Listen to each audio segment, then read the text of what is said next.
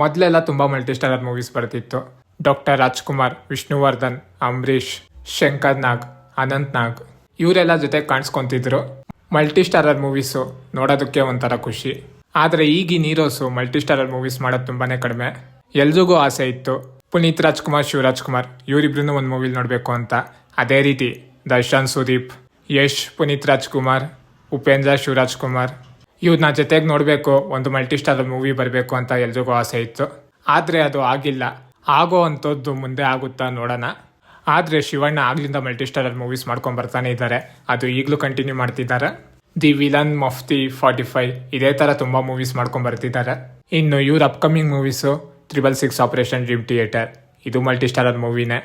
ಮತ್ತೊಂದು ಮೂವಿ ಉತ್ತರಾಖಂಡ. ಈ ಸಿನಿಮಾ ಬರುತ್ತೋ ಬರಲ್ವೋ ಅಂತ ತುಂಬ ಜನಕ್ಕೆ ಡೌಟ್ ಇದೆ.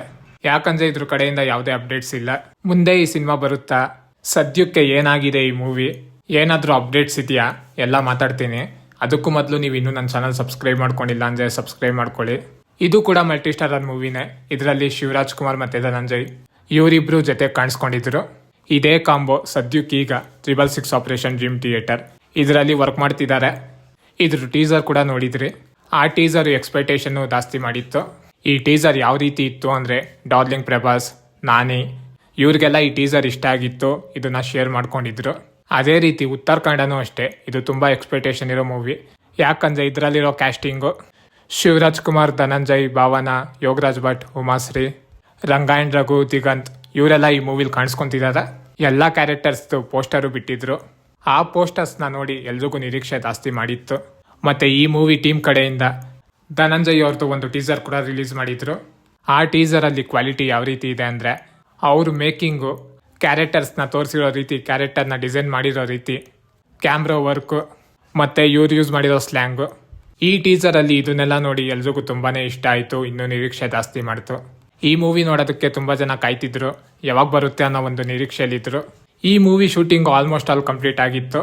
ಆದರೆ ಈಗ ಎಲ್ರಿಗೂ ಡೌಟ್ ಇರೋದು ಏನಂದರೆ, ಈ ಮೂವಿ ಬರುತ್ತೋ ಇಲ್ಲೋ ಅಂತ. ಶಿವಣ್ಣ ಬರ್ತಡೆಗೆ ಅವ್ರ ಮೂವಿ ಅಪ್ಡೇಟ್ಸು ಬರ್ತಾ ಇರುತ್ತೆ. ಅವರು ಹೊಸ ಮೂವಿ ಅನೌನ್ಸ್ಮೆಂಟು ಇಲ್ಲ ಅಪ್ಕಮಿಂಗ್ ಮೂವಿ ಟೀಸರು ಇಲ್ಲ ಏನಾದರೂ ಒಂದು ಅಪ್ಡೇಟ್ಸ್ ಇದ್ದೇ ಇರುತ್ತೆ.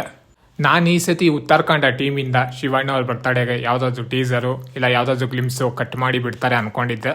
ಆದರೆ ಯಾವುದೇ ಟೀಸರ್ ಆಗಲಿ ಗ್ಲಿಮ್ಸ್ ಆಗಲಿ ನೋಡೋದಕ್ಕೆ ಸಿಕ್ಕಿಲ್ಲ. ಆದರೂ ಈ ಟೀಮ್ ಕಡೆಯಿಂದ ಶಿವಣ್ಣ ಅವ್ರ ಬರ್ತಡೆಗೆ ಶಿವಣ್ಣ ಮಾಡ್ತಿರೋ ಕ್ಯಾರೆಕ್ಟರ್ ಪೋಸ್ಟರು ಅಪ್ಲೋಡ್ ಮಾಡಿದ್ರು. ಈಗ ಇದನ್ನ ನೋಡ್ತಿದ್ರೆ ನಮ್ಗೆ ಏನಿಸ್ತಿದೆ ಅಂದರೆ, ಈ ಮೂವಿ ಇನ್ನ ಪ್ರೋಸೆಸ್ಸಲ್ಲಿದೆ. ಸ್ವಲ್ಪ ಟೈಮ್ ತಗೊಂಡು ಲೇಟ್ ಆದ್ರೂ ಈ ಮೂವಿ ಬಂದೇ ಬರುತ್ತೆ. ಈ ಟೀಮ್ ಕಡೆಯಿಂದ ಮುಂದೆ ಯಾವ ಅಪ್ಡೇಟ್ಸ್ ಬರುತ್ತೆ ಮತ್ತು ಈ ಸಿನಿಮಾದಲ್ಲಿ ಶಿವಣ್ಣ ಅವ್ರ ಕ್ಯಾರೆಕ್ಟ್ರು ಏನಾಗಿರುತ್ತೆ, ಯಾವ ರೀತಿ ಇರುತ್ತೆ, ನಾನು ಮುಂದಿನ ವೀಡಿಯೋದಲ್ಲಿ ಇದನ್ನ ತಿಳಿಸ್ಕೊಡ್ತೀನಿ. ಇದೇ ಥರ ಇನ್ನೂ ಒಳ್ಳೊಳ್ಳೆ ಅಪ್ಡೇಟ್ಸ್ ಕೊಡ್ತೀನಿ. ಚಾನಲ್ ಸಬ್ಸ್ಕ್ರೈಬ್ ಮಾಡ್ಕೊಳ್ಳಿ. ಮತ್ತು ಈ ಮೂವಿ ಬಗ್ಗೆ ನಿಮ್ಗೆ ಏನು ಅನಿಸುತ್ತೆ ಕಮೆಂಟ್ ಮಾಡಿ ತಿಳಿಸಿ.